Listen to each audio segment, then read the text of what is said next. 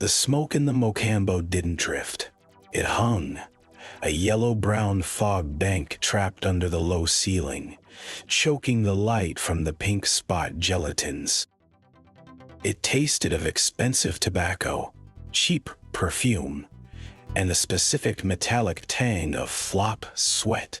Frank Sinatra stood behind the microphone stand, his right hand clamped around the chrome shaft like a drowning man gripping a spar. His tuxedo, midnight blue and tailored by Cy DeVore, fit perfectly across the shoulders.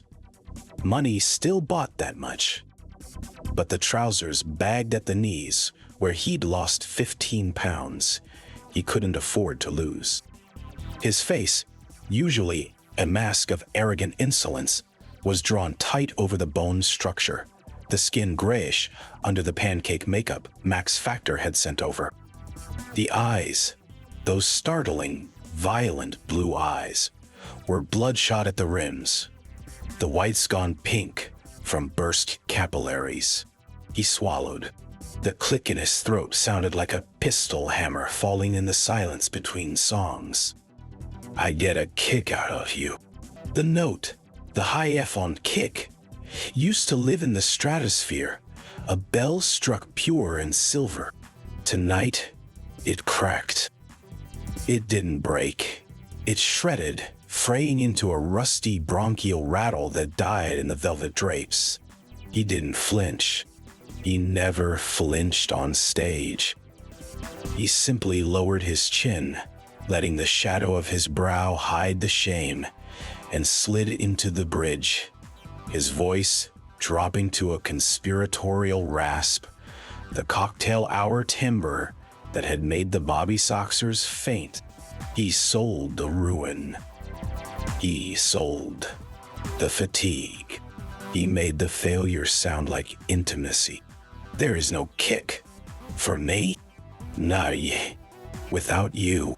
The applause was polite, scattered, the sound of hands striking palms in a room, half full of empty tables.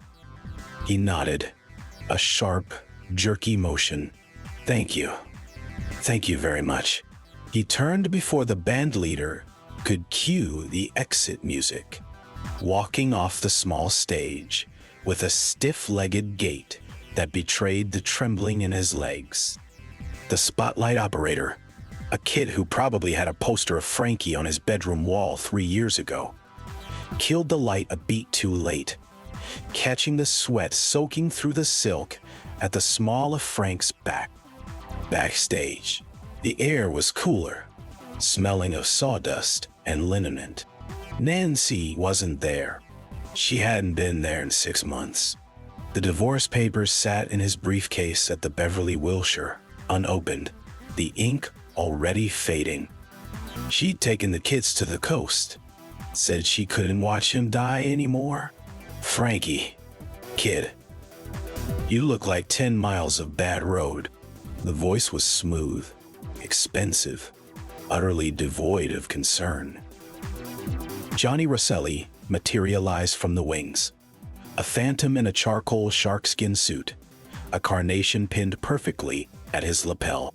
He held a highball glass, scotch, water back, 2 cubes, extended on a napkin. Frank took it without looking at him. The liquid burned a clean line down his raw throat. The voice is gone, Johnny. The chords are hamburger. The doctor said 6 months silence. 6 months. He laughed, a harsh, barking sound. I got a mortgage on a house in Toluca Lake, alimony pending, and a contract with Columbia that Harry Cohn is going to wipe his ass with the minute he sees the box office for The Miracle of the Bells. Cohn's a prick, Rosselli said, falling into step as Frank pushed through the fire door into the alley. The night air hit him, cold and smelling of exhaust and jasmine. But the boys got a long memory. You helped the cause during the war. The bonds. Oh, the USO. The union business with Petrillo. Sam remembers. Sam Giancana remembers money. Johnny. I ain't got none left to make him. They reached the black Packard convertible, top down despite the chill. Rosselli didn't open the door. He leaned against the fender, lighting a cigarette with a gold Dunhill lighter. The flare illuminated his face. Handsome, brutal, the eyes flat and patient. Sam don't want your money, Frankie. He wants your access. The unions. The casinos we're building in Havana, Vegas. He needs a face, a voice. He needs the kid from Hoboken who made the ladies scream. You give him the face, he gives you the throat. Frank froze, one hand on the door. My throat is meat, Johnny. No surgeon in the world, doctor. Hooker at the Mayo Clinic. Specialist in vocal cord polyps. Die.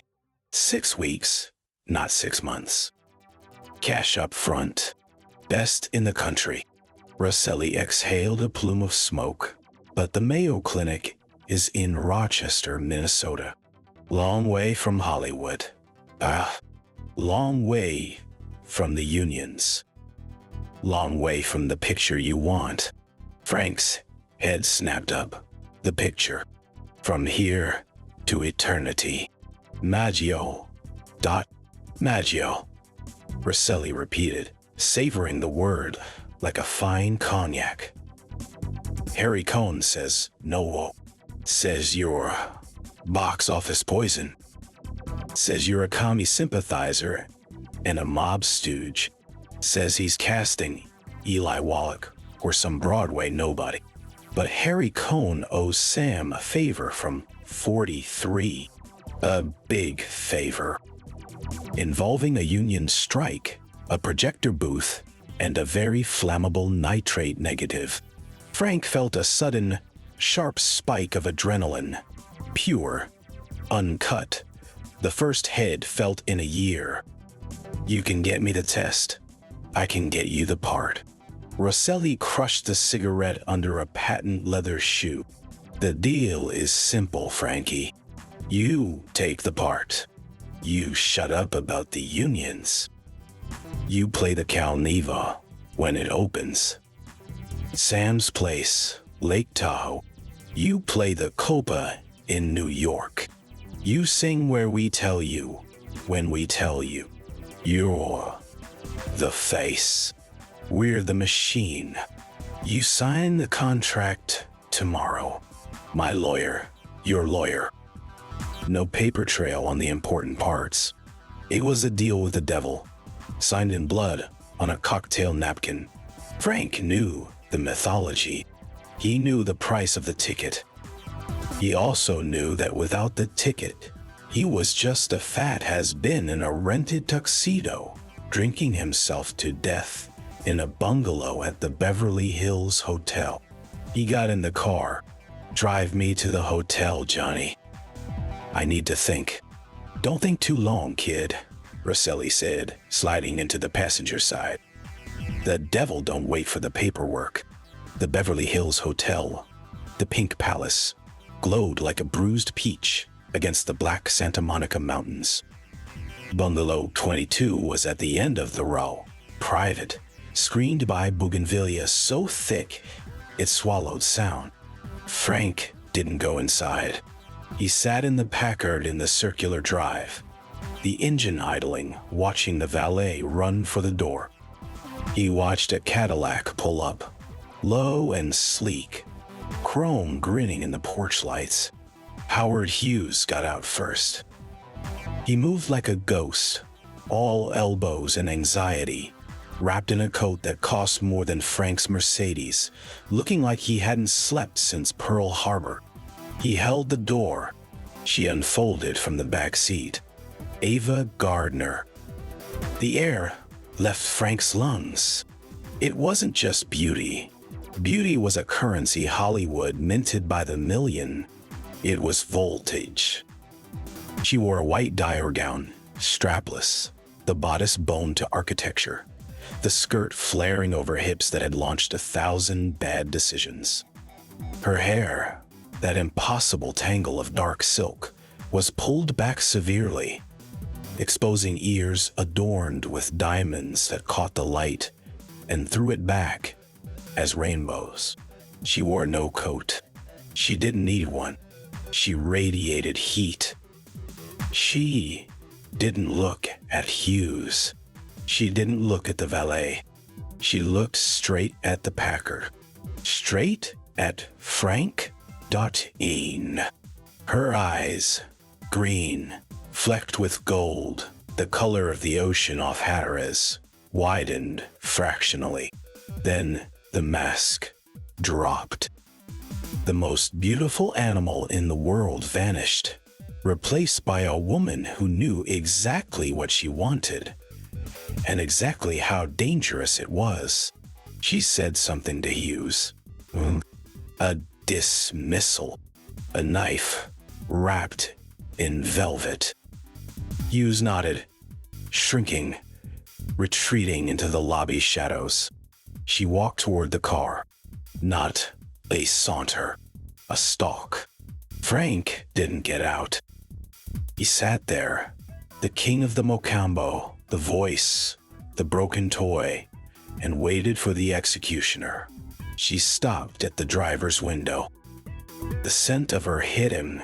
Gardenia, sweat, Guerlain Shalimar, and underneath it all, the sharp, clean smell of gin.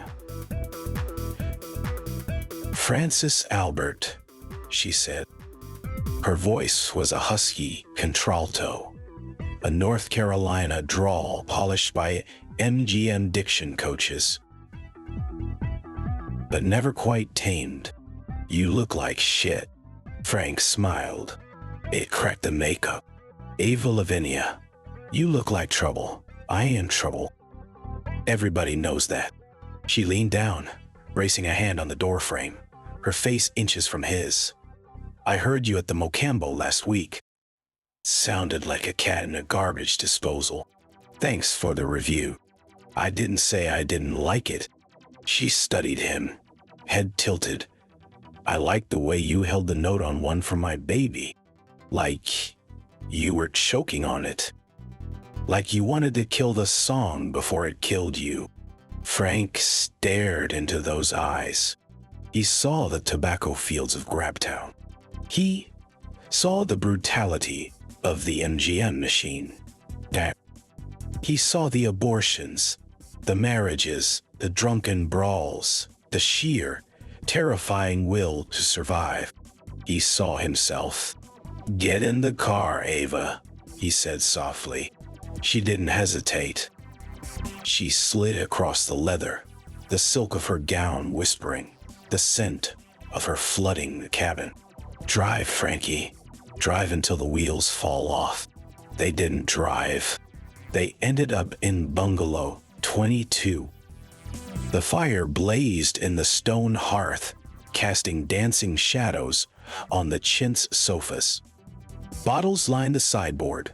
Johnny Walker Black, Stolichnaya, a dusty bottle of Chateau Lafite. 28 franc had been saving for a victory that never came. They talked until the sky turned the color of a bruised plum. They didn't talk about movies. They didn't talk about the mob, or the FBI, or Nancy, or Mickey Rooney, or the gossip columnists. They talked about fear. You think I'm stupid, Ava said, curled into the corner of the sofa. Her legs tucked under her, her third drink dangling from loose fingers. You think, because I talk like a hick and drink like a fish, I don't know the stock market. I know exactly what Louis B. Mayer pays me per picture. I know exactly what percentage the studio takes for publicity. I know I'm a piece of meat. They hang in the window. You're not meat, Ava, Frank said, sitting on the floor, his back against the sofa, staring into the fire. You're the only real thing in this town.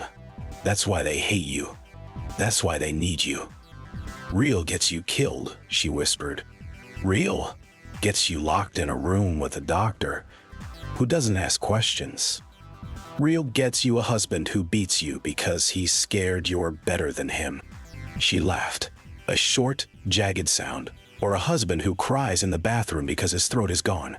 Frank flinched. I wasn't crying. Were too.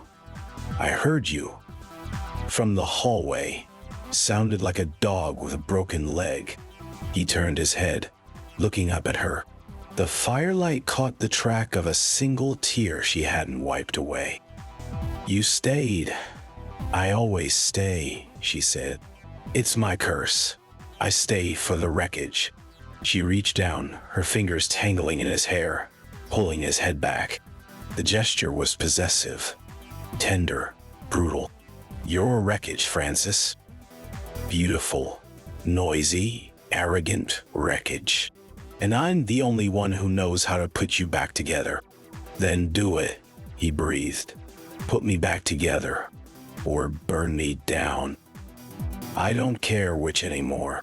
She leaned down, upside down from his perspective, her lips brushing his forehead. I'll do both, simultaneously. That's the only way we know how to live. The kiss tasted of ash and gin and salvation. The screen test for From Here to Eternity was scheduled for stage 12 at Columbia. Harry Cohn's office, the throne room, overlooked a lot. The story went that Cohn had a direct line to the projection room and a button on his desk that could electrocute an actor who annoyed him. Frank walked in wearing a borrowed army uniform. Wool serge, scratchy, smelling of mothballs and other men's sweat. He hadn't acted in 3 years. His hands shook so badly he had to stuff them in his pockets. Cohn sat behind his massive desk, a signed photo of Mussolini staring down from the wall behind him. Next to Cohn sat a man Frank didn't recognize, heavy, pink-faced, wearing a suit that cost more than the uniform. But Frank knew the energy, omerta, the silence of the grave. All right, Giddy, Cohn said, picking at a hangnail. Read the stockade scene. Maggio gets beaten to death.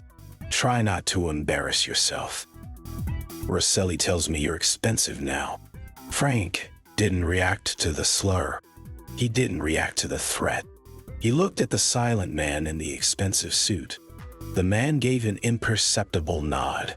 Frank took a breath. He stopped being Frank Sinatra, the singer. He became Maggio, a kid from the neighborhood.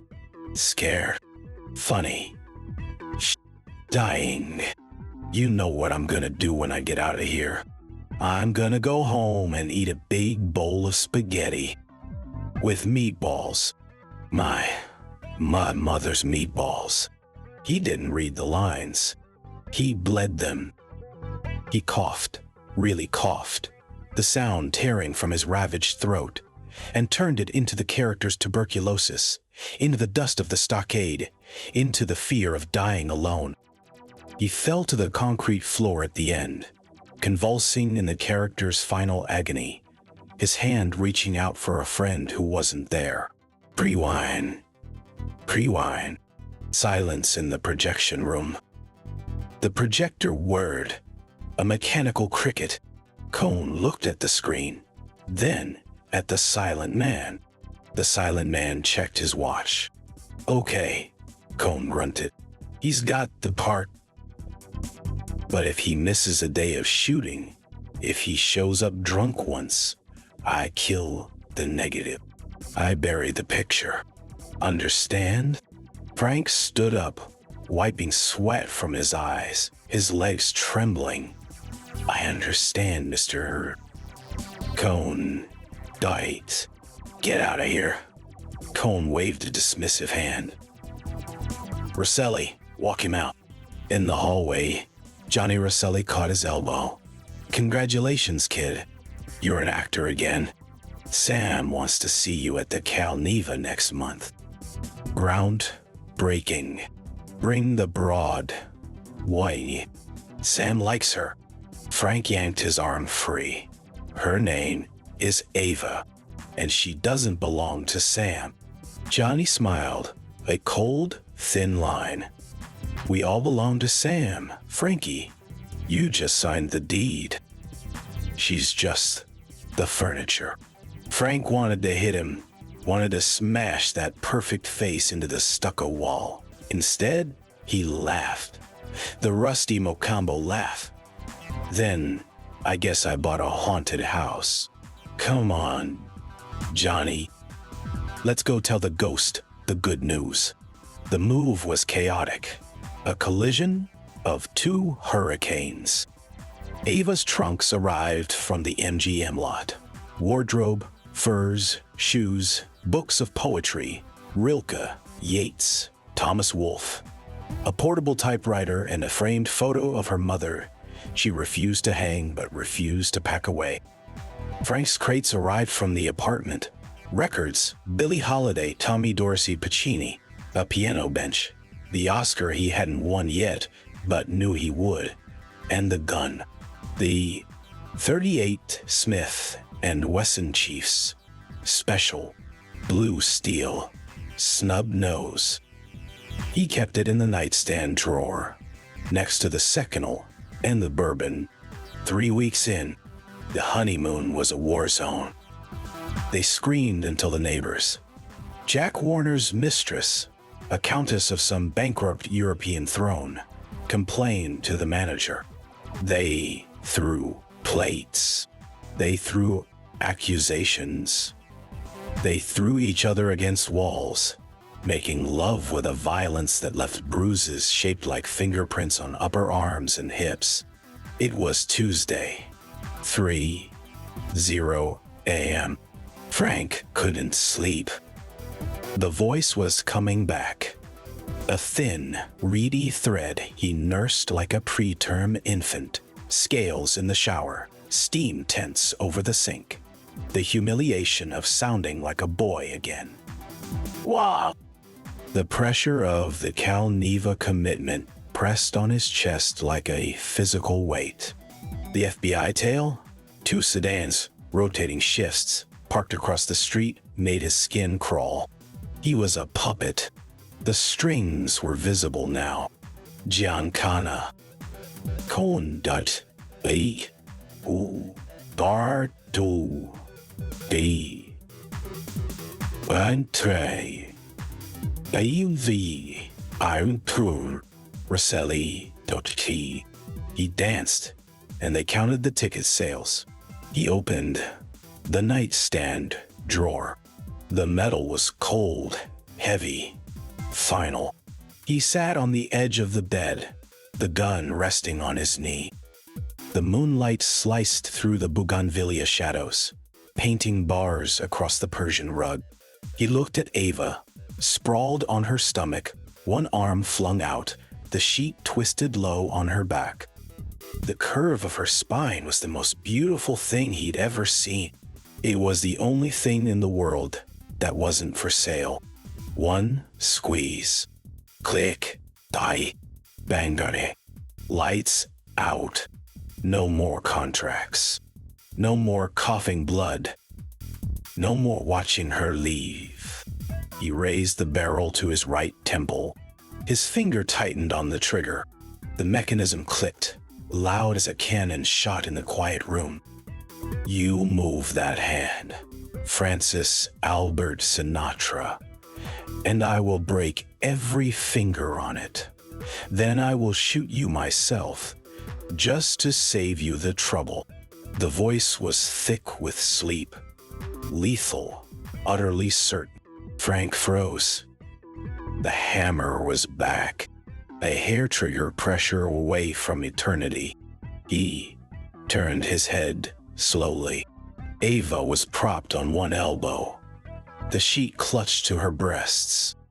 Her eyes were wide open, clear, sober, burning with a green fire that cut through the darkness. In her right hand, aimed perfectly at his heart, was the pearl-handled .25 automatic she kept under her pillow. I'm tired, Frankie, she said, her voice dropping to a whisper that was more terrifying than the scream. "I'm so tired of pulling you out of the fire. But you don't get to quit. You don't get to leave the stage before the curtain falls. Not while I'm watching." She cocked the 25. Click. "You're mine," she said. "My wreckage. My project. My cross. You put that gun down. Right now. And you come back to bed. And tomorrow, you call Dr. Hooker. And you sing. Because that's the deal. I save you. You live. End of negotiation." Back door. Frank stared down the barrel of her gun. He saw his own death in her eyes, and he saw the only reason to avoid it. Slowly, deliberately, he lowered the 38. He uncocked it with his thumb. Click. Popped. He placed it on the nightstand. Then he did the only thing he knew how to do. He crawled back under the sheets, pulled her hard against him, burying his face in the scent of gardenias and gin, and wept. Great, heaving, silent sobs that shook the bed frame. She held him. She stroked his hair. She whispered obscenities and endearments in the same breath, a litany of possession. Mind, mind, mind, you stupid, beautiful, damned fool. Mind, 3,000 miles away, in a gray office in Washington, D.C., that smelled of stale cigar smoke and secrets, a reel-to-reel tape recorder spun. The microphone, hidden inside the crystal teardrop of the chandelier in Bungalow 22nd, had captured it all. The click of the hammer, the cocking of the smaller gun, the whisper, "You're mine." J.Y. saying it. Edgar Hoover sat in his high-back chair, his bulk swallowed by the suit, listening through headphones. His face was impassive, the pink, moist skin betraying nothing. He held a red pencil poised over a thick manila folder labeled Sinatra, Francis Albert, Security Matter, Criminal. He made a notation in the margin, his handwriting precise, microscopic. Subject: exhibits severe psychological instability. Suicidal ideation confirmed. Leverage point identified. Subject: Gardner, Ava Lavinia. Relationship is symbiotic, volatile, high risk. Asset: Sinatra. Is compromised by emotional dependency. Asset is volatile. Recommend: enhanced surveillance. Recommend assessment of subject Gardner as potential control vector or liability. He lifted the needle. The reel stopped spinning. The silence in the office was absolute. "Miss Gandy," he said into the intercom, his voice a dry rasp. "Add microphone to the bedroom phone line and assign a second team to the Calneva project. I want to know every card Mr. Giancana holds." "Yes, Mr. Hoover." He opened the folder, looking at the grainy photo paper clipped to the front. Frank Sinatra, laughing, arm around Ava Gardner. They looked like gods. They looked like victims. Hoover closed the folder. He locked it in the safe. He turned off the light. The game was on. Chapter 2. The Price of a Song, 1951, 1953. The Oscar was heavier than it looked. 8.5 pounds of gold-plated Britannia metal, cool against the sweat-slicked palm of his hand, and it felt less like a trophy than a shackle. Frank Sinatra stood in the crush of the Governor Ball at the Ambassador Hotel, the midnight air thick with cigarette smoke, champagne vapors, and the cloying scent of gardenias. Flashbulbs popped like artillery fire, blinding him in strobe light bursts. Best Supporting Actor. Maggio, the runt who died in the stockade, so the hero could live. He raised the statue, catching the light on its blank, sword-wielding face. "To the Academy," he said, his voice a raw, beautiful rasp. The voice that had died in the Mocambo and been resurrected in the Capitol Studios on Melrose. Note, by agonizing note.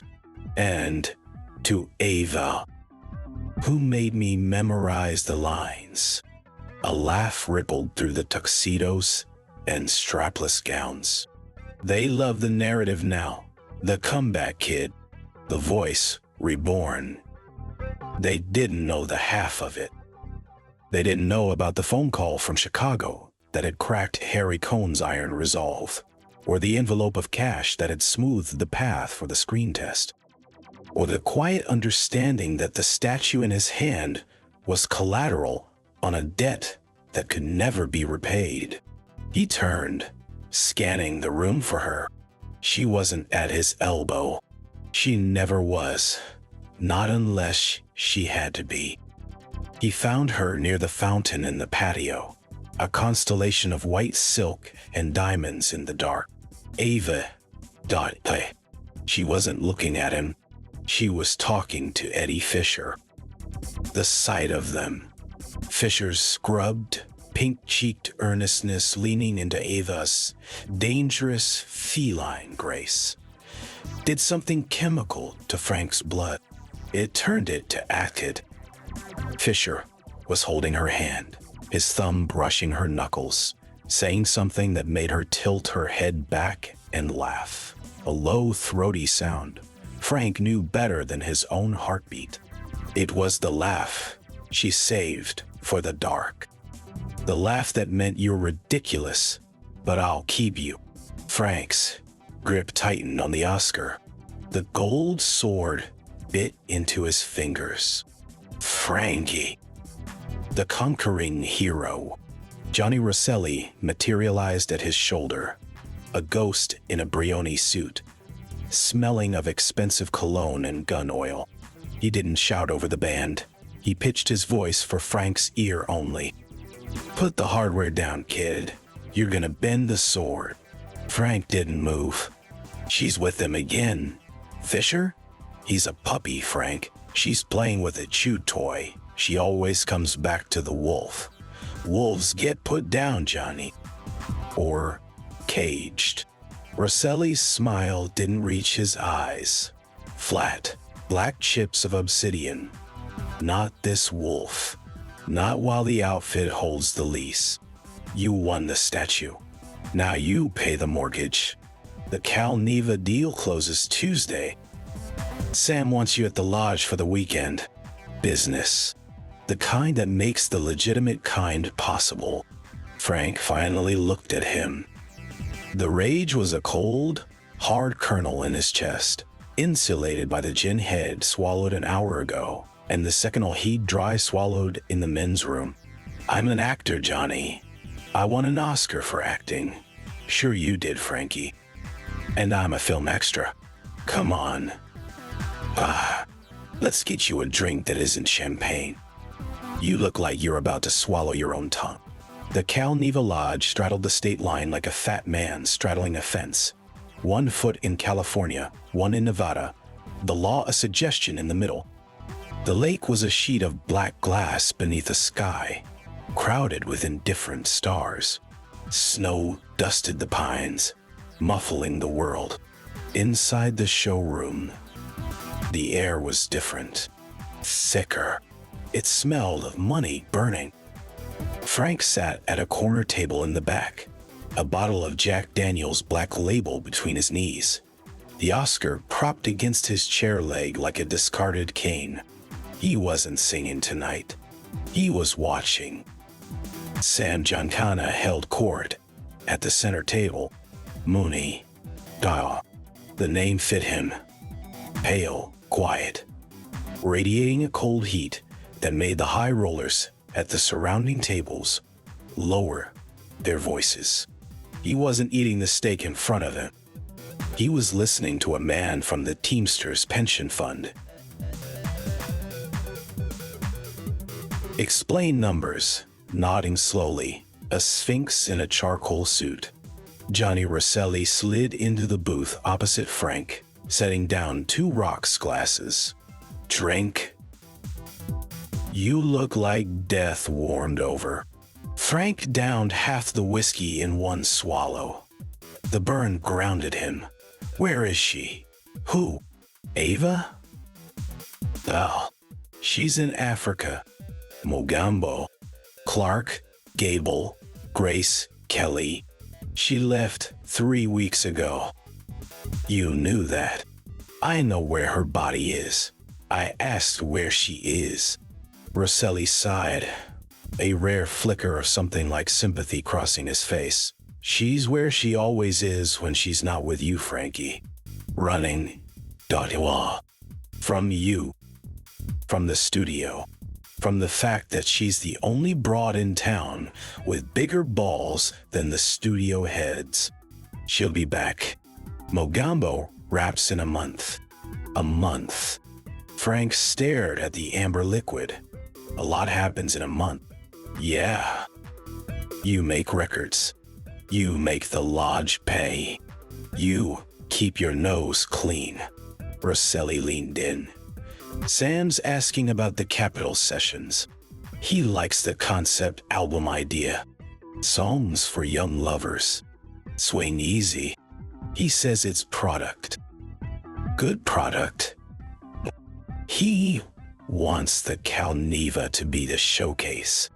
You, the Rat Pack, Dean, Sammy, Joey, Bishop, a residency. Legitimate front, world-class laundry. Everybody wins. Except the guy singing his guts out for a mob bank. Especially him. He gets the biggest cut. He gets the throne. What more you want, Frank? You wanted the voice back? You got it. You wanted the movies? You got the gold.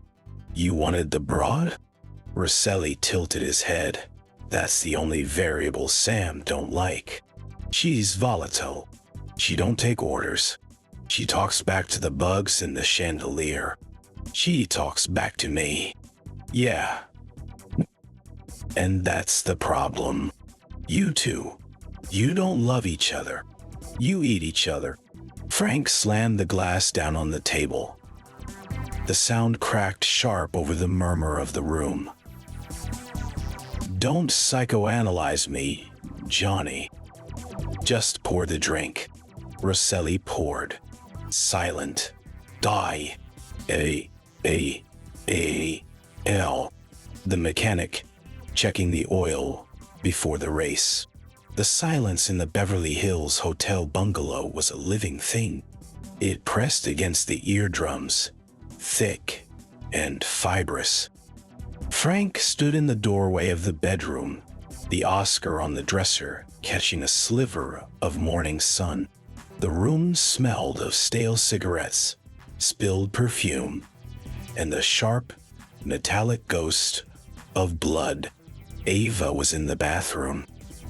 He heard the water running, heard the sharp crack of a pill bottle opening, heard the soft, wet sound of retching. He didn't move. He lit a cigarette, his hands trembling so badly the flame licked his thumb. He watched the smoke curl toward the chandelier. The one he knew. Housed the microphone. Hoover's ears. The G-men in the flower truck across the street probably had a transcript on his desk by noon. Subject enters residence. Subject appears agitated. Female subject vomiting in lavatory. Possible pregnancy complication. Pregnancy. The word was a bullet in the chamber. 3 weeks ago, before she left for Africa, She had stood in this same spot. Her face had been strange, stripped of the goddess, stripped of the brawler. Just a girl from Grabtown, North Carolina, terrified. Frank, I can't. Not now. Not with Mogambo. Not with us. He had held her then. He had kissed the top of her head. We'll figure it out, baby. We figure everything out. Lies. All of it lies. The bathroom door opened. Steam billowed out, carrying the smell of antiseptic and copper. Ava stood there. She was pale as the porcelain sink, dark circles bruising her eyes, her hair a tangled curtain. She wore a man's dress shirt, unbuttoned low, hanging off one shoulder.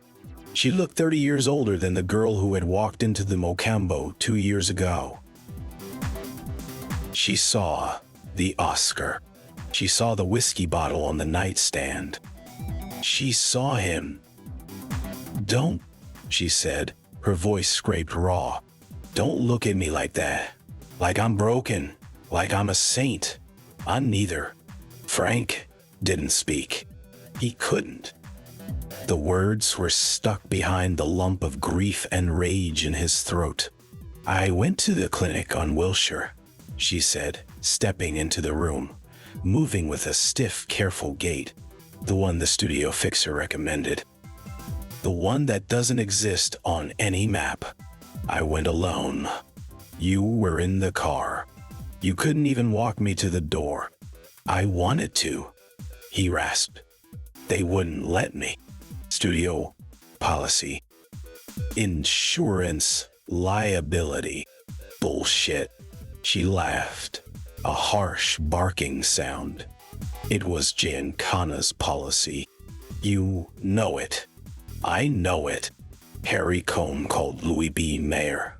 Mayer called the fixer. The fixer called the outfit. She drops the baby, or she drops the contract. 6 weeks to Africa. No insurance for a pregnant star. Tal Neva needs the cash flow from my salary. You need the cash flow. So I took the appointment. I took care of it. Like a transaction. She stopped in front of him, close enough to touch, close enough to kill. And you sat in the car, shaking, waiting for the receipt. "I would have stopped it," he whispered. "If you'd said the word, I would have told them all to go to hell. The studio, the mob, the Oscar. I would have married you tomorrow. Kept it. Raised it in Hoboken, in a shoebox. I didn't care." She reached up, her fingers brushing his cheek. They were freezing. "That's why I didn't say the word, Francis. Because you would have. And you'd have been destroyed. The mob doesn't forgive assets that go soft. The studio doesn't forgive stars who defy them. Hoover would have buried you. You'd have lost the voice again. You'd have lost you." Her thumb traced the line of his jaw. "I saved your life. Again. The only way I know how. By breaking mine." She dropped her hand, turned away, walked to the window, wrapping her arms around her stomach. "I'm hollow now," she said to the glass, "scooped out. And you're standing there with your golden statue, smelling like a distillery, and I feel nothing. No anger, no grief, just cold. Is that what the price of a song is? This cold?" Frank crossed the room in 2 strides. He didn't touch her. He stood behind her, his reflection framing hers in the glass. 2 ghosts in a gilded cage. "No," he said, his voice dropping to that intimate, dangerous register he used only for her. "The price of the song is everything. The song is the only thing that's real. I'm a fool to want you. I wrote that for you. In this room, while you slept. It's not about the baby, Ava. It's about us. The way we destroy the only thing that keeps us alive. She turned then. Her eyes were dry. Terrifyingly dry. Then stop singing it. Stop singing all of them. Walk away. Pity. Let Fisher have me. Let the mob have you. Go back to Nancy. Go back to Hoboken. Be a father to your kids. Be a man. I am a man. That's the tragedy. I'm a man who needs you to breathe. And the only air in this room is poison. She smiled then. A real smile. Sharp and sad. Then we die together, Francis. Slowly. In the spotlight. Action. Ow. The Brown Derby on Vine Street was the stage. The hat-check girl knew the script by heart. Frank was drunk. Not the working drunk, the performing drunk. The other kind. The suicidal kind. He sat in booth 50, the Sinatra booth. Though tonight it felt more like a dock in a tribunal. Ava was across from him. She wore a simple black sheath dress, her hair pulled back severe and elegant. She looked like a verdict. She was eating a Cobb salad with the precision of a surgeon. She hadn't touched her vodka gimlet. Eddie Fisher sat beside her. He looked miserable. He looked like a man who had won a prize he didn't want. Seated next to a ghost he couldn't exorcise. He kept glancing at Frank, his face a mask of polite terror. "So," Frank said, his voice carrying over the clatter of cutlery and the hum of conversation. Conversation that had died the moment he sat down. The golden boy. The boy next door. America's sweetheart. He sneered the words. "You sing, oh, my papa, and they give you a TV show. I sing one for my baby, and I get a federal wiretap." "Frank, please," Eddie said, his voice thin. "Let's not do this tonight. Ava, Mrs. Fisher, she's tired. Mrs. Fisher." Frank laughed, a wet, ugly sound.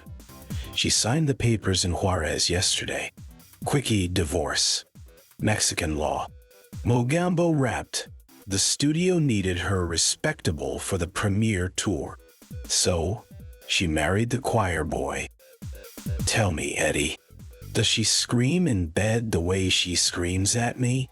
Does she throw the ashtray at your head? Does she look at you with those eyes and tell you you're the devil and then beg you not to leave?" "Frank, stop it," Ava said. She didn't raise her voice. She didn't need to. It cut through the noise like a whip. "You're drunk. You're embarrassing yourself. You're embarrassing me. Embarrassing you." He stood up abruptly, the table jumping, silverware clattering. "I made you. I dragged you out of the chorus. I taught you how to breathe on a microphone. I held your hair back while you puked up the pills. I drove the car to the clinic. I am the only reason you are sitting here in a Dior dress, eating a salad instead of turning tricks on Sunset Boulevard." The restaurant went absolutely silent. A waiter froze with a tray of drinks. A busboy stopped mid-sweep. Ava stood up. She was shorter than him in her flats, but she loomed. She slapped him. The crack echoed like a gunshot. Frank's head snapped to the side.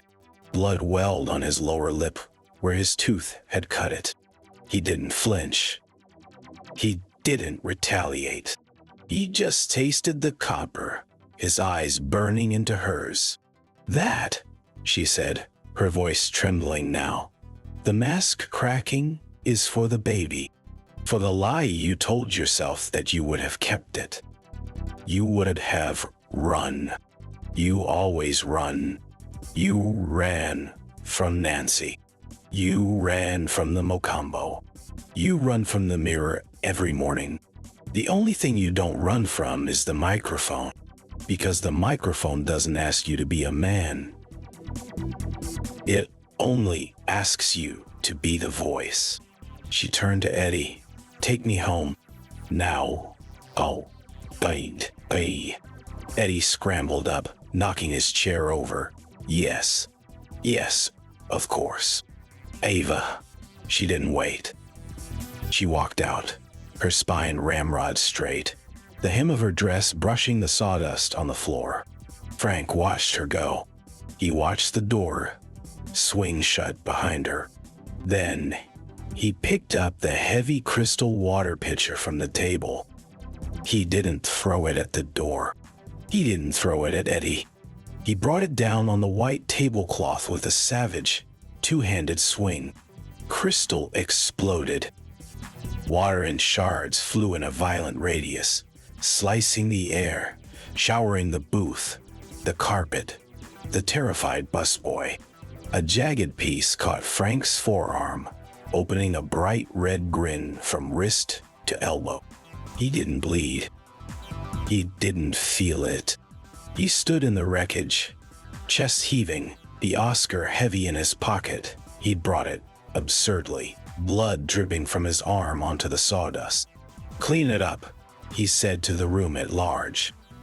His voice was steady, cold. "Yeah," the chairman's voice. "And send the bill to Sam Giancana. He owns the franchise." He walked out into the night, the cool air hitting his wet, bleeding arm, and he didn't look back. The hotel room at the Sands was anonymous. Beige walls, generic art, the kind of room you die in when you don't want anyone to know you existed. Frank sat on the edge of the bathtub. The tile was cold against his thighs through his trousers. His tuxedo jacket was draped over the toilet tank. His shirt sleeves were rolled up, revealing the stitched wound on his forearm, 7 stitches, courtesy of a studio doctor who asked no questions and took a large cash envelope. In his right hand, he held a straight razor. Silver handle, carbon steel blade. A prop from here to eternity, liberated from the prop truck. Magios razor. He stared at the blue veins, tracing the inside of his left wrist. The pulse jumped there, frantic, traitorous. Thump, thump, thump, thump. The rhythm of songs for young lovers. The rhythm of the Calneva skim. The rhythm of Ava's heart, beating in time with Eddie Fisher's boring, safe, normal life. Easy. He pressed the blade to the skin. Cold, sharp, dot. Just a little pressure. A warm bath. Red flowers blooming in white porcelain. No more voice. No more mob. No more her. The door crashed open. He didn't turn. "Lock it on your way out, Johnny." "I'm busy." The footsteps didn't stop. Heavy, deliberate. "Put the razor down, Francis." It was her voice. "Ava." He laughed, a broken, wet sound. "You're married, Mrs. Fisher. Go home to your choir boy. I'm just cashing in my chips. I didn't marry him for me, you arrogant son of a bitch. I married him for you." He froze. The blade bit deeper, drawing a thin line of blood. "What?" She crossed the tile in 3 strides. She didn't ask. She didn't plead. She struck, her hand snapping out like a striking snake, knocking the razor from his fingers. It clattered against the tile, spinning away into the shadow behind the toilet. "You think I don't know?"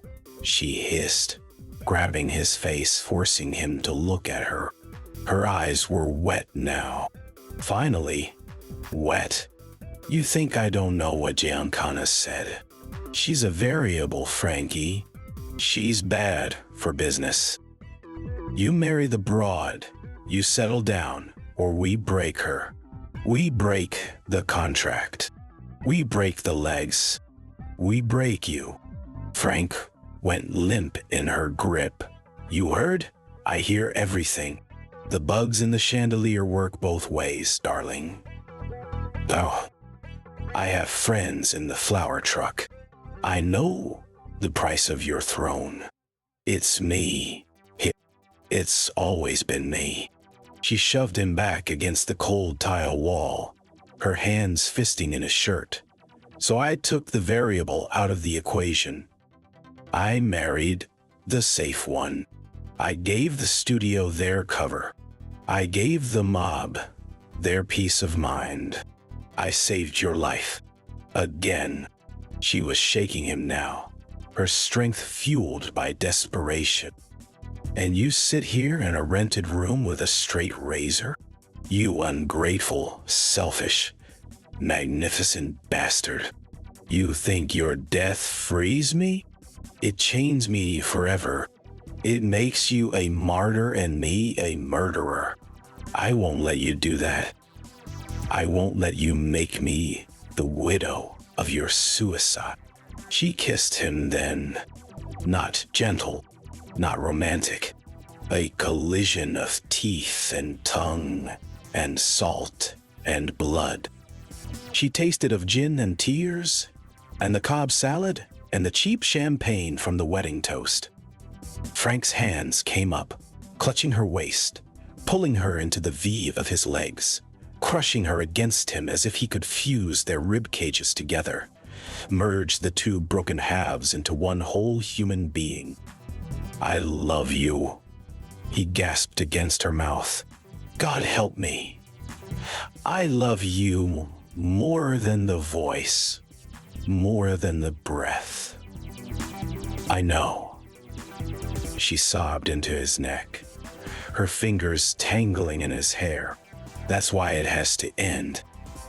That's why I'm leaving. That's why you have to live."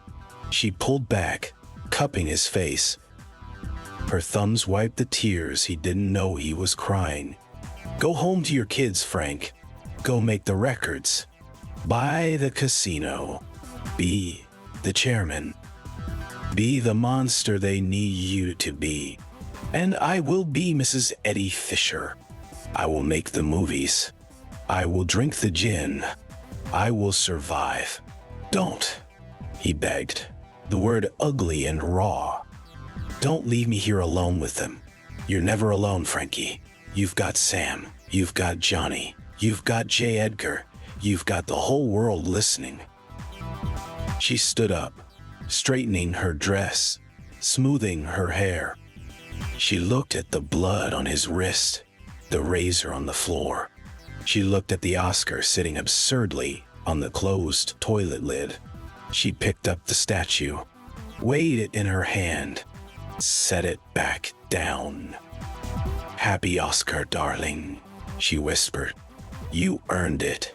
Every bloody ounce." She walked to the door, paused. "Oh, and Frank, yeah? Next time you try to kill yourself, use a gun. It's faster and less messy for the maid." The door clicked shut.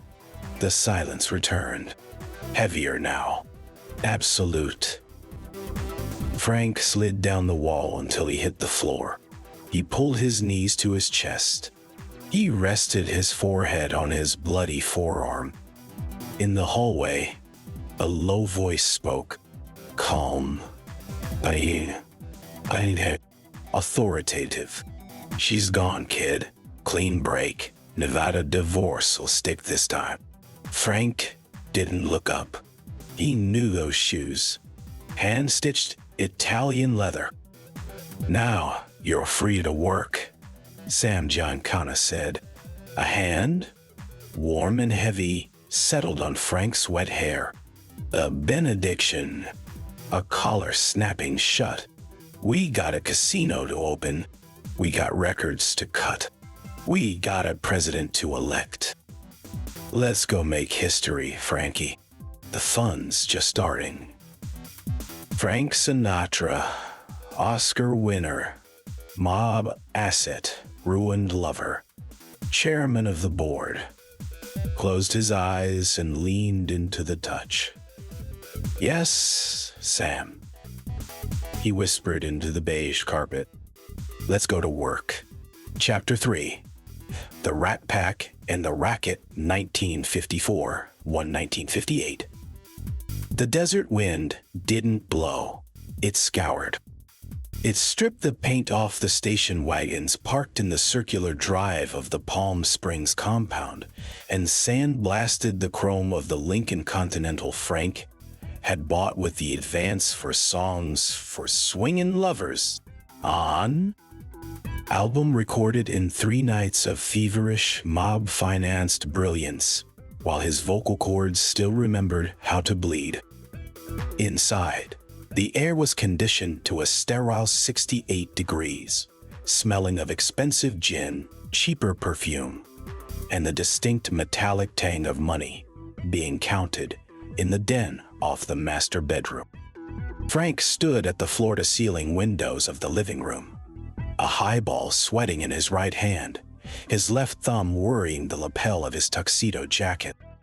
He was 39, though the light in this house, harsh, unforgiving desert sun refracted through plate glass, made him look 45. The hair was greased back perfectly, not a strand out of place, a helmet of black shellac against the encroaching gray. The skin was tight over the cheekbones, pulled by too many late nights, too much Jack Daniels, too many pills swallowed dry in the dark of dressing rooms. He was the chairman of the board. The caption on the Time cover last year had practically crowed it. The voice was back, richer, darker, scarred into something resembling wisdom. He owned a piece of the Calneva, a piece of the Sands, a piece of the Tropicana. He had a direct line to the Attorney General's brother, and through him, a line to the White House. Jack Kennedy called him Frank. Jack Kennedy needed him. But standing here, watching the heat shimmer rise off the pudding green, Frank felt exactly what he had felt at the Mocambo in small, hollow, a ventriloquist's dummy with a diamond pinky ring. "You're a brooding, Frankie." Dean Martin's voice drifted from the vicinity of the wet bar. It was a low, lubricious drawl, the sound of a man who had made a science of looking like he didn't give a damn. "It's unbecoming. You look like a bulldog chewing a wasp." Frank didn't turn. "I'm not brooding, Dino. I'm calculating." "Calculating what? The odds on the ponies at Santa Anita? The take at the Calneva skimming operation? Whether Sammy's eye is gonna fall out if he laughs too hard at your jokes? Calculating how long I can keep the plate spinning before the tablecloth gets yanked."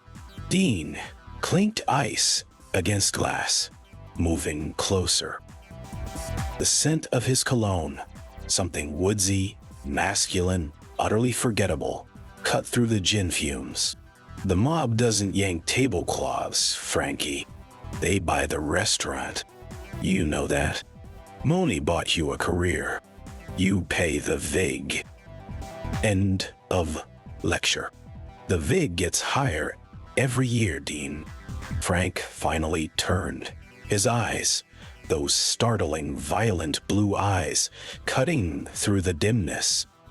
"Yesterday, Johnny Rosselli asked me to host a dinner for a union delegate from Chicago. Host means I smile while they shake him down for the pension fund. Tomorrow, it'll be a senator. The day after, it's Jack. Jack's your ticket, pal, Dean said, sipping his drink. You think the outfit carried Illinois for Jack because they liked his haircut. They did it because you asked. You're the bridge, the Golden Gate. Enjoy the view. Bueno. I don't like the view, Frank muttered. It smells like sulfur. Then don't look down. Look at the broads by the pool. Dean nodded toward the window. Speaking of which, the widow Marlowe is making eyes at you. Again. Third time this week. She's got a trust fund and a weak heart. Perfect. You break her. She dies. You inherit. Efficient. One. Frank snorted. A dry, rattling sound. I'm not in the market for a widow, Dean. I'm not in the market for anything.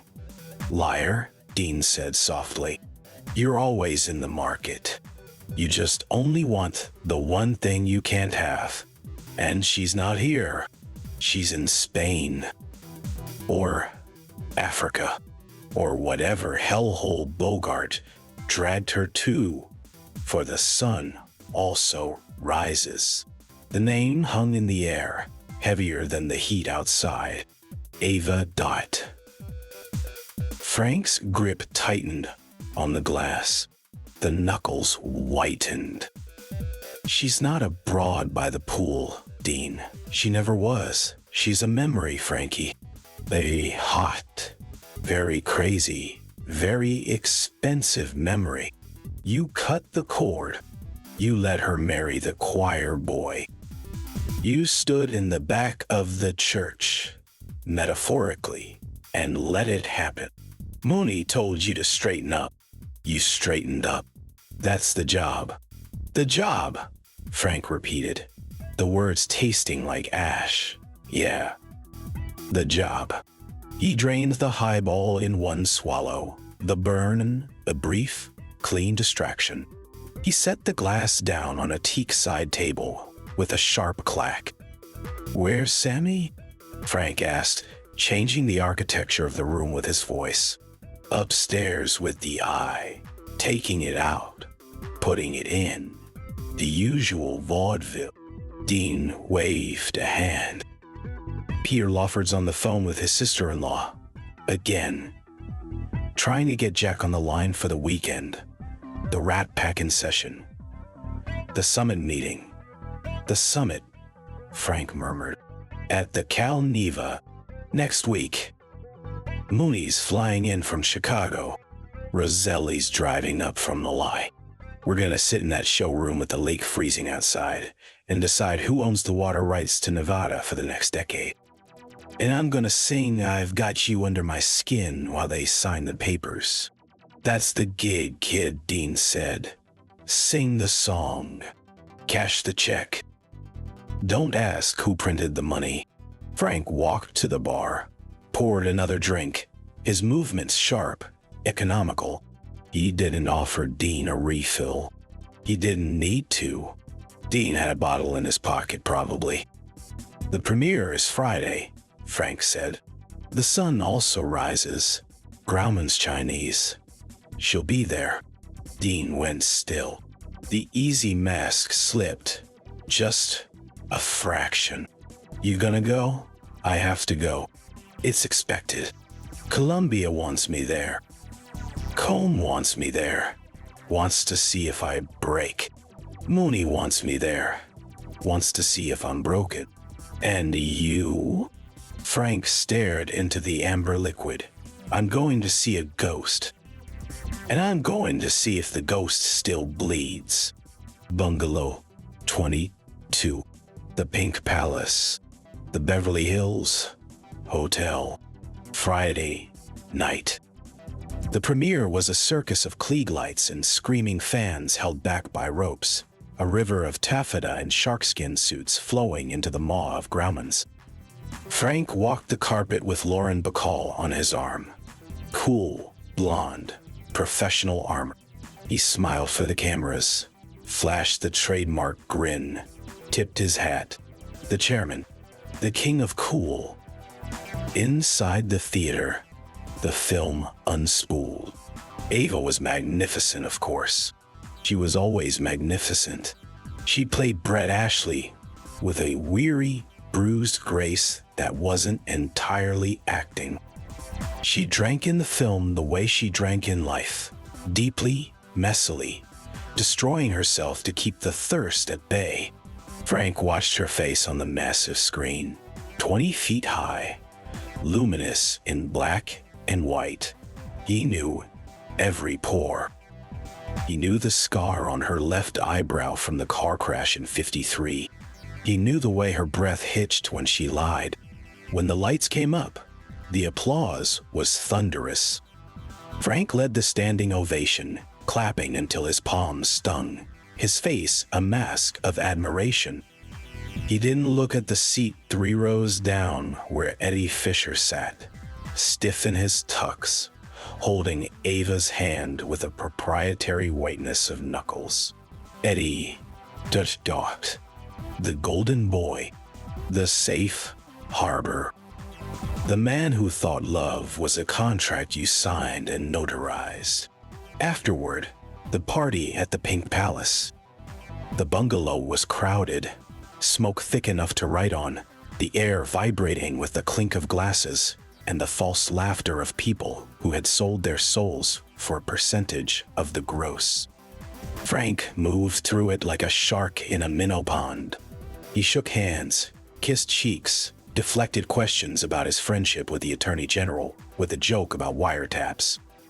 Johnny Rosselli hovered at his left elbow, a shadow in a Brioni suit. Johnny didn't drink. Johnny didn't laugh. Johnny watched. "She's in the bedroom," Johnny murmured, low enough for only Frank to hear. "Fisher's holding court by the bar. He's drunk. 2 old fashions in 10 minutes. He's nervous." "He's always nervous," Frank said, not breaking stride, smiling at a columnist. "He knows he's renting the crown jewels. Mooney says keep it professional, Frankie. The summit is Tuesday. No scenes, no headlines. The chairman doesn't do drama." Frank's jaw tightened. "Tell Mooney I'll send him a postcard from the summit. Tell him the chairman is taking a smoke break." He peeled off from the current, navigating the maze of bodies with a predator's grace. He knew the layout of this bungalow better than the blueprints of his own house. He knew the squeak of the 3rd floorboard, the draft under the French doors, the exact angle of the mirror above the fireplace, where Hoover's bugs had once hidden behind the plaster roses. He pushed open the bedroom door. It was quiet, dark. The only light came from the bathroom, a thin golden slit under the door.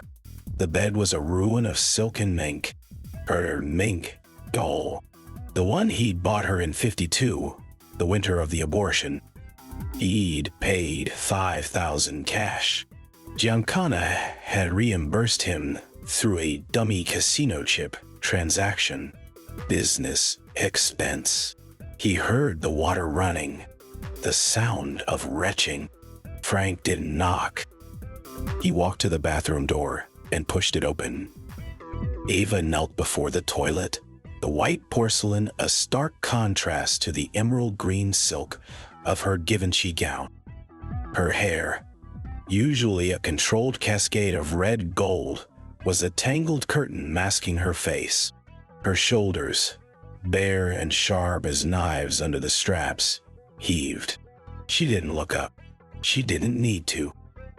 She knew the weight of his gaze. She knew the sound of his breath, ragged, controlled.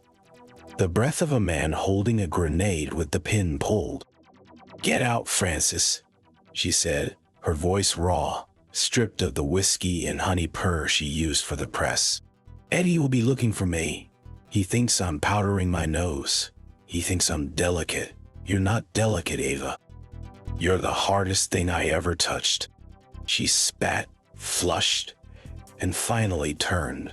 She sat back on her heels, wiping her mouth with the back of a trembling hand. Her face. God, her face. The bones were sharper now. The skin translucent, mapped with fine lines that hadn't been there in 51. The eyes, those vast, violet eyes, were bloodshot, ringed with exhaustion. But the fire was still there, banked, dangerous. A pilot light in a gas main. She looked at him. Really looked. Peeling the tuxedo off him, peeling the chairman off him, seeing the boy from Hoboken who used to cry listening to Puccini. You look like shit, Frankie, she said. The makeup girl did a piss-poor job on the circles. You look like a raccoon who lost a fight with a lawnmower. You look like an angel who fell into a wood chipper. He shot back, the old rhythm snapping into place. The insult as caress, the violence as intimacy. That green dress. It matches the bottles you've been emptying. Fuck you. It matches my eyes. Or it used to. Before the tears diluted the color. She struggled to her feet, bracing a hand on the sink. She was taller than he remembered in the heels. Or maybe he had shrunk. The weight of the crown compressing the spine. Help me, she whispered, not asking, commanding. Fix my face. I have to go back out there and smile at the vultures. I have to let Eddie kiss me and taste the gin and pretend it's champagne. Frank moved. He didn't think. He never thought where she was concerned. He wet a washcloth, cool water, gentle hands. He wiped the sweat from her temples, the smudged coal from her cheeks. His fingers brushed the pulse in her throat, rabbit fast, bird fragile. You don't have to go back out there, he said, his voice dropping to that register. The bedroom register, the one that made her bones melt in 51. You could walk out the French doors. The car is waiting. The driver knows the road to the Calneva. We could be in the snow by midnight. Ava froze. Her hand came up, covering his on her cheek. Her palm was burning hot. The snow, she breathed. The lake. The suite with the stone fireplace. You remember. You wrote one for my baby in that suite. You cried on the piano bench. I cry every night, doll. I just do it where the microphones can't hear. Take me with you. The words hung in the steam-heavy air. Take me with you. The ultimate heresy. The betrayal of the contract. The mob. The studio. The husband. The country. Frank's thumb traced the curve of her lower lip. I can't. Johnny's outside. Mooney's waiting. The summit. The summit is the whole ball game, Ava. If I walk, the outfit doesn't just break my legs. They break you. They break the kids. They break Jack. I'm the glue holding the mosaic together. If I come unstuck, the picture falls apart. Since when are you the glue? Her voice cracked, a whip breaking the sound barrier. I thought you were the voice. I thought you were the guy who told the world to go to hell. When did you become the errand boy for a fat guy in a fedora who calls himself Mooney? Since I needed the voice back, Frank said, the words tasting of copper. Since I needed the Oscar. Since I needed the capital contract. Since I needed to not be the joke at the Mocambo.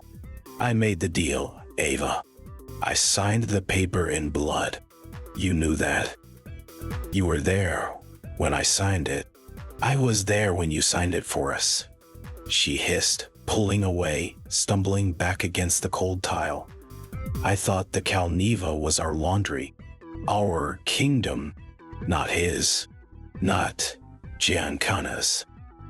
I didn't know the price tag included my womb. The silence that followed was a physical blow. It shattered the mirror. It cracked the tile. Frank went pale. The blue eyes went flat. Dead. Don't, he whispered. Don't do that. Not tonight. Not ever. Why not? It's the truth, isn't it? The midwife in the clinic. The suction. The silence in the car. You drove.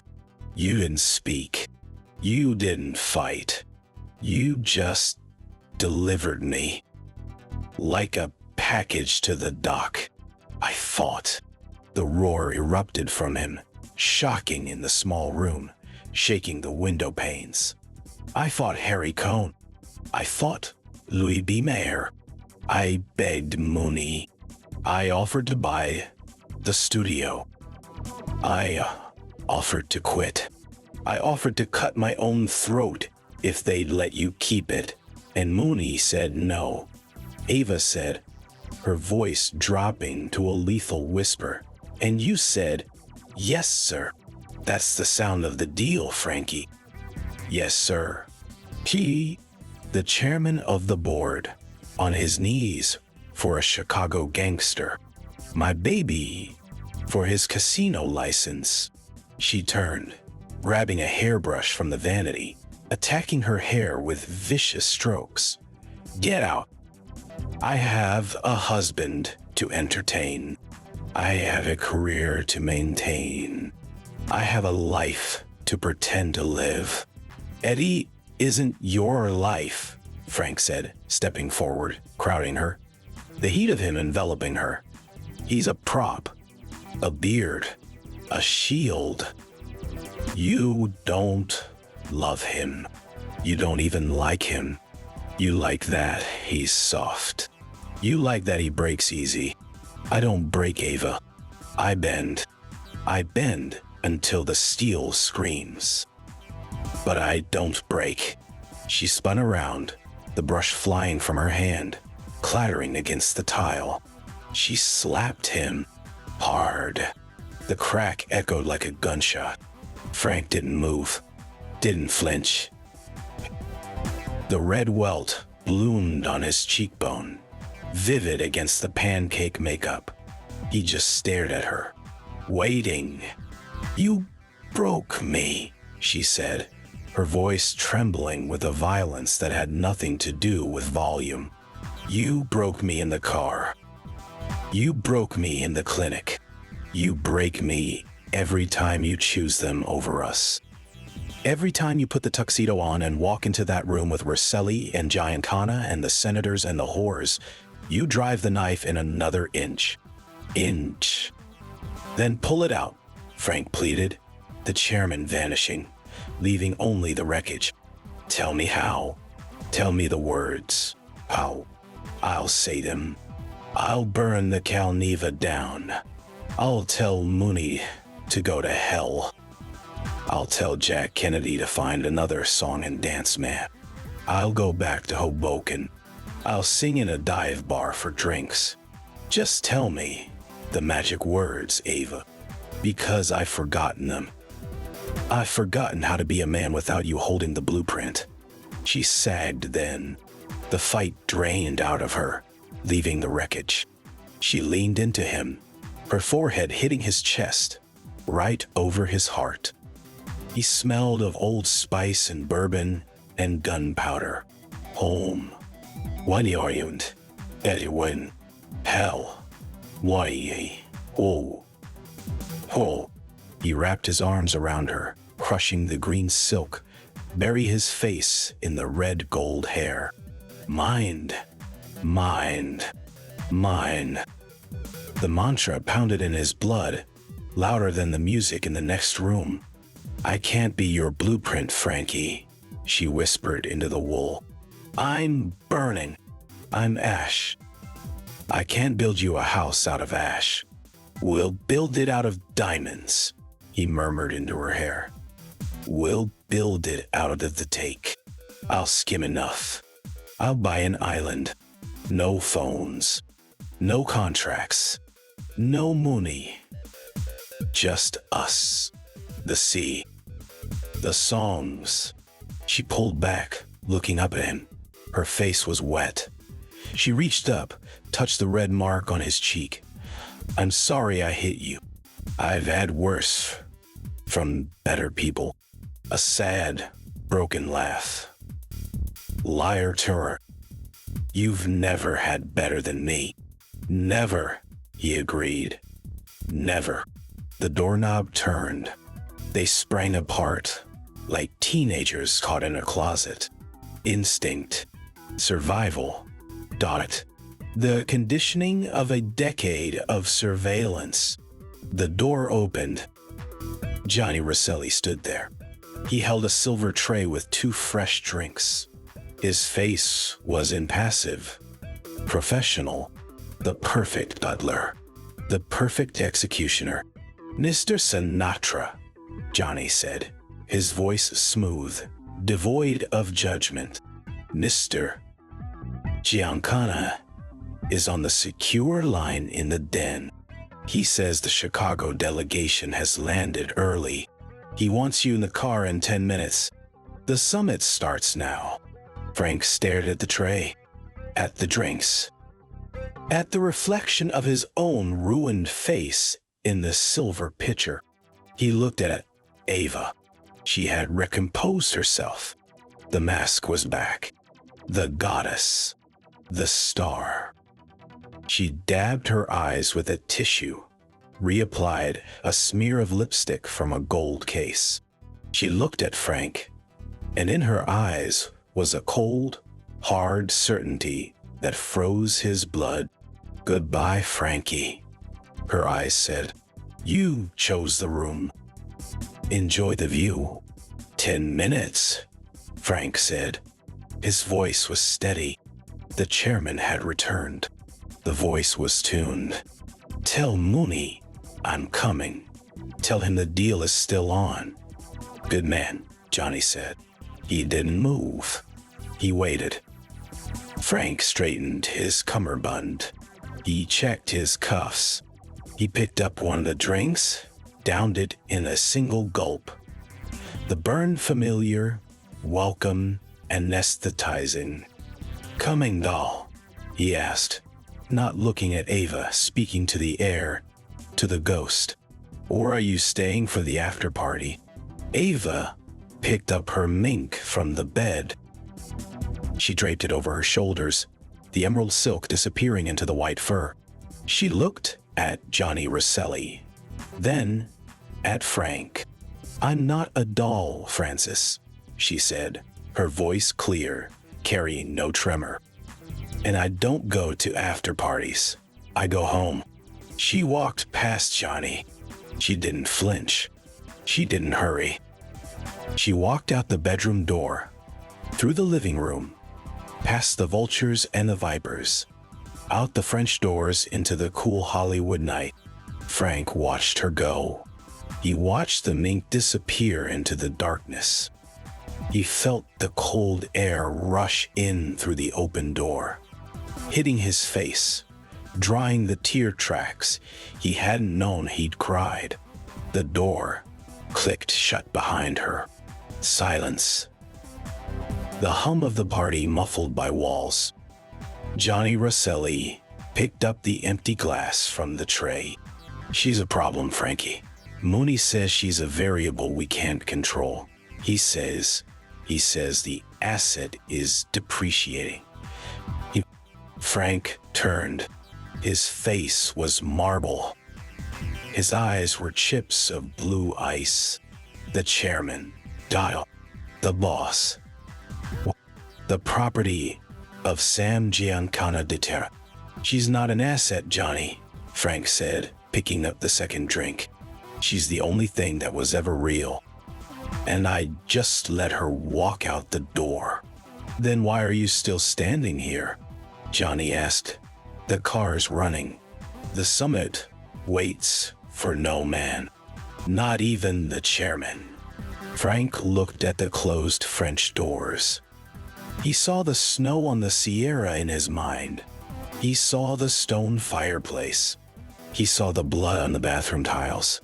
He swallowed the drink. The burn was clean. The urn was everything.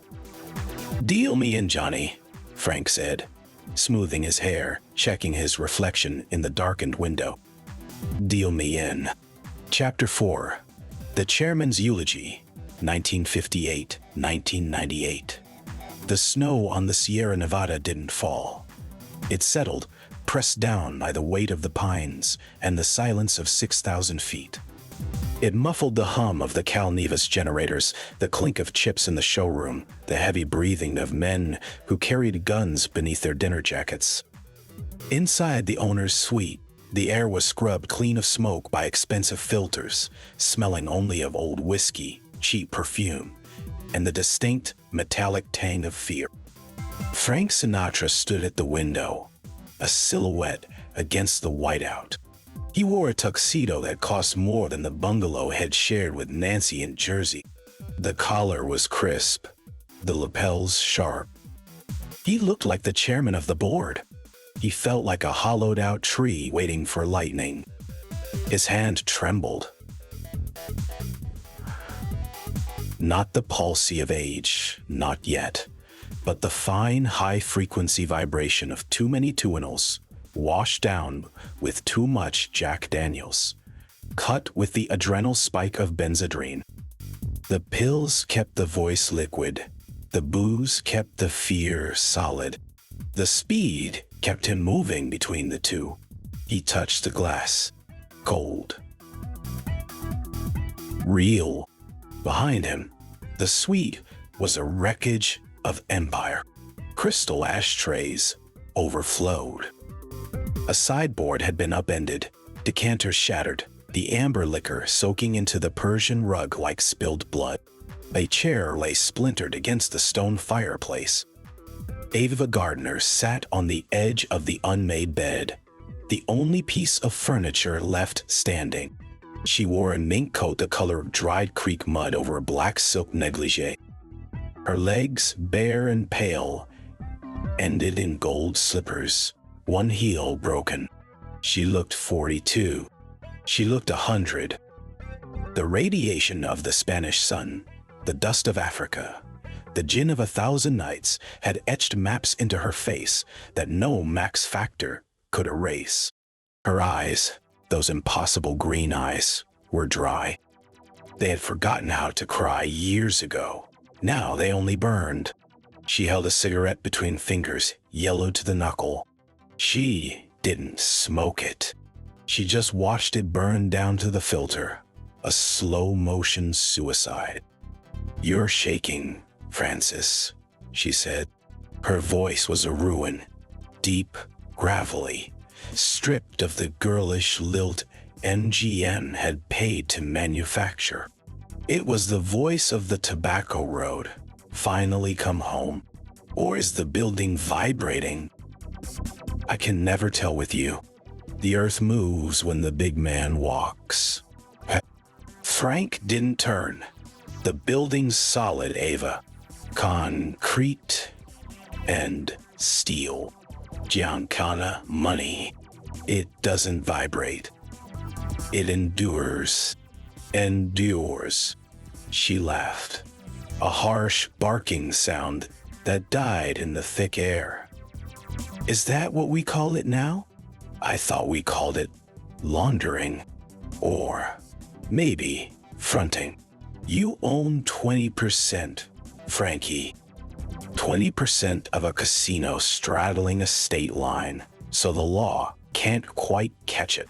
just like you, straddling the line, never quite in the clear, never quite in the dark. I'm in the clear, he said, his voice tight. The president knows my name. The attorney general knows my number. I campaigned for Jack. I delivered the unions. I delivered Illinois. I made him. Ava stubbed a cigarette out on the silk sheets. A tiny scar on white fabric. And who delivered you, Frankie? Who owns the marker on the president? You think Jack Kennedy calls Sam Giancana sir because he likes his suits? You didn't make the president. The outfit made the president. And the outfit owns you. D title and pink slip. Dot. You're not the chairman, Francis. You're the mascot. The singing hood ornament on a very long, very black limousine. The silence stretched, filled only by the wind hitting the glass. Frank turned then, fast, deep, inward, violent. Dot. The speed in his blood made the room tilt. He crossed the space in 3 strides, looming over her, the volcanic temperament, the outline of his life. I did this for us. For the life. For the house in Palm Springs, for the kids, for the kids? She stood up, sudden and fluid, the mink sliding off one shoulder, pooling on the floor like a shed skin. She was small, bird-boned, but she occupied more space than the suite could hold. Don't you dare bring the children into this. Nancy has the children. Nancy has the sanity. You have this. She gestured at the wreckage, at the view, at him. You have the Calneva. You have the Rat Pack. You have the FBI file in Hoover's drawer. That's thicker than the Bible. You have Johnny Rosselli holding your leash. And you have me, the ghost you keep locked in the attic. I never locked you up, he hissed. You walked. You married the choir boy. You ran to Spain. You ran to Africa. You ran from me. I ran to the only place I could breathe. She screamed, the sound shattering the quiet. You don't breathe, Frank. You consume. You inhale the oxygen out of every room, every song, every woman, and you call it love. You wrote I'm a fool to want you on a cocktail napkin in the bathroom while I was puking up the baby you let them take. The word hung in the air, heavier than the snow. The baby. Gamay. The baby. Frank flinched. A physical blow. His face, usually a mask of arrogant charm, collapsed into something raw and ancient. The mask of the chairman slipped, just for a second, revealing the terrified boy from Hoboken who had watched his mother dominate the kitchen and his father fade into silence. I couldn't stop it, he whispered, the fight draining out of him, leaving only the tremor. Cone. On. Mayor. Giancana. They said the insurance. Mogambo. She takes the appointment. Frankie, you make sure of it. You make sure of it. And you did, she said, softer now. The cruelty spent. You drove the car. You held my hand. You paid the doctor. And when it was done, you drove me home in a Cadillac that smelled like gin. And you never said a word. Not one word. Just turned on the radio. Songs for young lovers. Your voice. Singing about heartbreak. our heartbreak. You sang it back to me while I bled on the leather. I didn't know what to say, he said, sinking onto the edge of the ruined chair. I never know what to say. Only what to sing. Then sing, she challenged, tears finally tracking through the dust on her cheeks, hot and fast. Sing me a song that fixes it. Sing me a song that brings her back. Sing me a song that makes you a man instead of a vessel for other men's money. He looked up at her. The light from the chandelier, bugged, always bugged, caught the glitter in her hair, the ruin of her mouth. The most beautiful animal in the world is animal. I can't sing anymore, Ava, he said. Not for you, not tonight. The door opened. No knock. No announcement. Just the displacement of air. Johnny Rosselli stood in the doorway. He wore a charcoal suit, a silk tie, the uniform of the invisible management.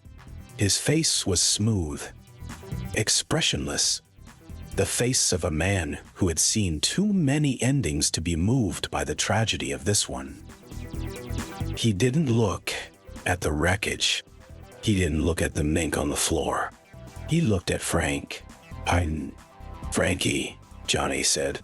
His voice was reasonable, gentle, the voice of a friend, the voice of the executioner. The boys in the showroom are asking for an encore. Sam's on the phone from Chicago. He wants to talk about the Vegas expansion, the Tropicana, the Sands, the future. Rosselli's eyes flicked to Ava. Just a flick, a calculation. Variable, liability, loose end. She goes, Rosselli said. Not a request, a line item on a budget. Now, don't. The plane's waiting at the Strip. London. She's got a visa. She's got a stipend.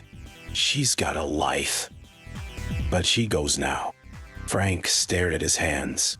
Large hands. Eight. Wind. Det cocked daku. The hands of a conductor, a boxer, a lover. The hands that had held a gun to his own temple in this very hotel years ago, while she talked him down. You're mine, Francis. You don't get to leave without my permission. He looked at Ava. She stood straight, spine rigid, chin high, the queen of the damned. She didn't beg. She didn't reach for him. She knew the script.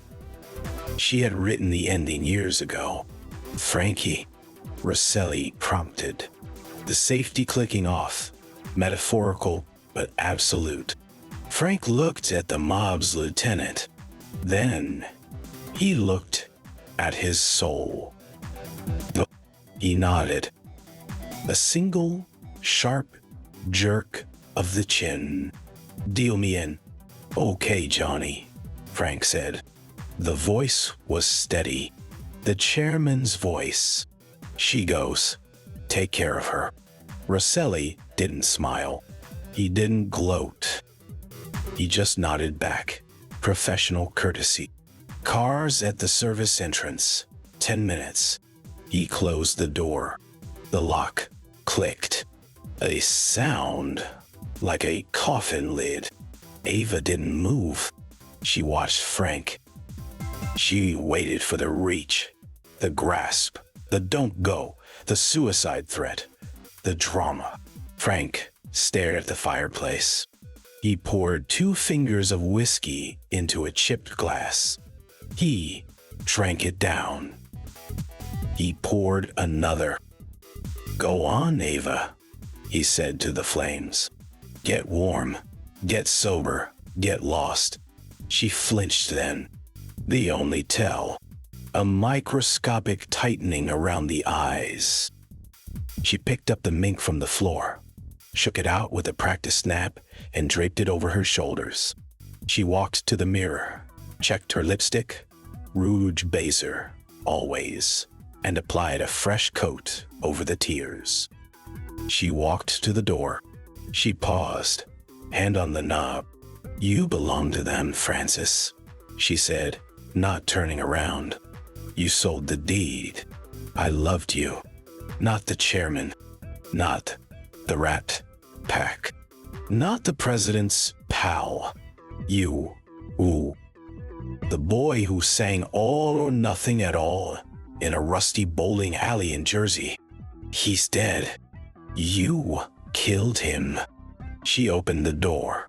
The cold hallway air hit the heat of the suite. "And you," she whispered. "Let them bury him." The door closed. Frank didn't move. He finished the whiskey. He poured another. He watched the snow swallow the taillights of the Cadillac through the window. "Deal me in," he thought. "Deal me in. The house always wins." London, 1982. The flat in Knightsbridge was quiet, smelling of damp wool, stale galloises, and the sweet, sickly rot of decaying flesh. Not death, not yet, but the slow, humiliating surrender of the body. Ava Gardner sat in a high-backed leather chair by the window, staring at the rain on the glass. She was 60. She looked like a mummy wrapped in cashmere.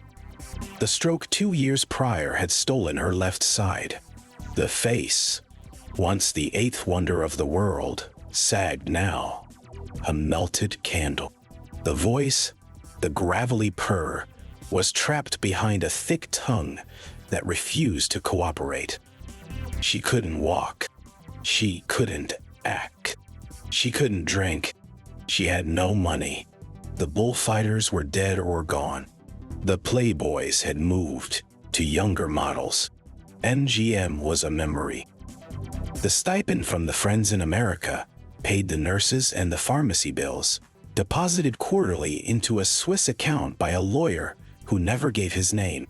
For the electricity bill, the note always said, "For the nurse." For the roof, she knew the handwriting. Block capitals. Heavy pressure. FS. She had a stack of letters in the drawer beside her bed. 40 years of them. Postmarks from Vegas, Palm Springs, Lake Tahoe, New York art. No return address. Written on hotel stationery, on the backs of set lists, on napkins. "Baby, the new album is killing me." Nelson wrote a killer arrangement for Angel Eyes. "Wish you were here to tell me it's shit." F.A. He saw a picture of you in Paris match, looking like a queen. Still, the most dangerous woman in the world. Don't fall off the pedestal. F. Jack asked about you at the summit. I told him you were busy saving the world. He laughed. He gets it. F. Mia left. Whoa, the house is quiet. Too quiet. Thinking of you. Always. F. Barbara is good. Steady. She holds the fort, but she doesn't know the songs. Only you knew the melody.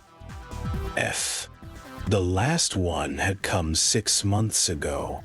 The paper was thick, expensive. The handwriting, shakier. The doctors use words like cardiomyopathy and emphysema. I use words like tired. The file is closed, Ava. Hoover's dead. Giancanas dead. Johnny's dead. The Rat Pack is a memory act. It's just me and the microphone and the silence between songs. Come home, please, just for the weekend. The Calneva is gone. I bought a place in Beverly Hills. High walls. No bugs. One. Just us. Frank. Dot. P. Oh. She hadn't replied. She couldn't write. She could barely think through the fog of the strokes. But she had pressed the letter to her cheek, the good cheek, and wept silent, dry tears. A nurse entered, silent in rubber soles. Time for your medication, Miss Gardner. Ava turned her head. The movement jerky, mechanical. Her good eye found the woman. Tell him, she slurred, the words thick, clumsy. Tell the lawyer. Tell the electricity is fine. The roof doesn't leak. The nurse smiled, professional, pitying. Of course, Miss Gardner. I'll pass it on. Ava watched the rain. He's dying too, she thought. He's just taking longer to do it. He always did have more stamina. Los Angeles, May 14th, 1998. Tau. The heat was brutal for May. A Santa Ana wind blowing the smell of eucalyptus and exhaust through the canyons. But inside the Cathedral of St. Vibiana, the air was conditioned to a museum chill. Frank Sinatra lay in a mahogany casket, dressed in a blue suit, a white shirt, a red tie. He looked small, 90 pounds at the end. The emphysema had eaten the barrel chest. The heart attacks had stolen the thyre. He looked like a doll version of the chairman. Peaceful, tall, made up, fixed. The cathedral was packed. The hour full. The famous. The ghosts. Kirk, Douglas, Gregory Peck, Tony Curtis, the remaining Rat Pack, Dean gone, Sammy gone, Peter gone. Just Joey Bishop, frail in a wheelchair. Nancy, Tina, Frank Jr. in the front row, dry-eyed, stoic. Barbara, composed in black lace, the widow who had held the fort for 22 years. Politicians, studio heads, FBI agents in plain clothes, paying respects to the file they could never quite close. And the mob, or what was left of it. Men in dark suits with heavy wrists and light touches. They sat in the back, no cameras on them. The service was long. Mozart's Requiem, Ave Maria, eulogies about the voice, the Oscars, the charity, the patriotism, the chairman of the board, old blue eyes, the greatest singer of the century. Frank would have hated the pomp. He would have wanted a piano, a bottle, and one for my baby played until the lights went out. The casket was closed. The pallbearers lifted it. The procession moved toward the doors, toward the waiting hearse, toward the cemetery in Cathedral City, where the desert wind would blow sand over the marker. As the casket passed the front pew, a small white box sat on the velvet cushion atop the mahogany. No card, no ribbon, just a single, perfect, white gardenia. Fresh, impossibly fresh for the desert heat. Its petals were thick, waxy, curled around a golden heart. The scent, heavy, sweet, funerary, alive, cut through the incense and the polish. Nancy Sinatra saw it first. She didn't gasp. She just stared. Her hand found Frank Jr.'s arm, gripping hard. Frank Jr. followed her gaze. He paled. He knew the history. He knew the code. Barbara saw it last. She reached out, her fingers hovering over the flower. She knew. She had always known. She was the keeper of the peace, but she knew the war never ended. A single petal detached, drifting down onto the dark wood. Fragile, indestructible. In the back of the cathedral, the men in dark suits shifted. One of them, bold, cane resting on his knees, looked at the flower. He made the sign of the cross, slow and deliberate.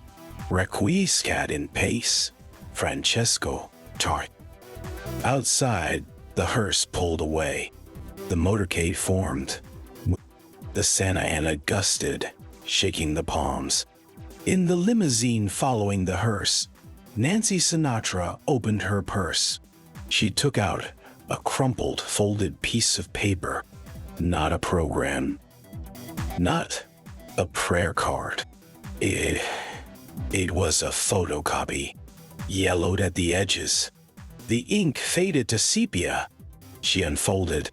Frank, hey, the electricity bill is paid. The roof holds. The nurse is kind. Oh, hey, I can't come. The body won't fly. But I'm listening. I'm always listening. We'll play it slow. Tarkani. It's slow. Play it soft. Play the melody. E. Say a last dance for me. Iava. Panieve. Me. Avo. Don't. P. Nancy read it for the 100th time. She read the date stamp on the fax header. April 23rd, 1990. 4:12 GMT 2. The day she died. The last transmission. She folded it carefully, precisely, and placed it back in her purse. She looked out the window at the passing city. The Capitol Records building, round and proud. The site of the Mocambo, now a parking lot. The Pink Palace, still pink, still standing. The car turned onto the freeway, heading east toward the desert. The music stopped. The silence was perfect.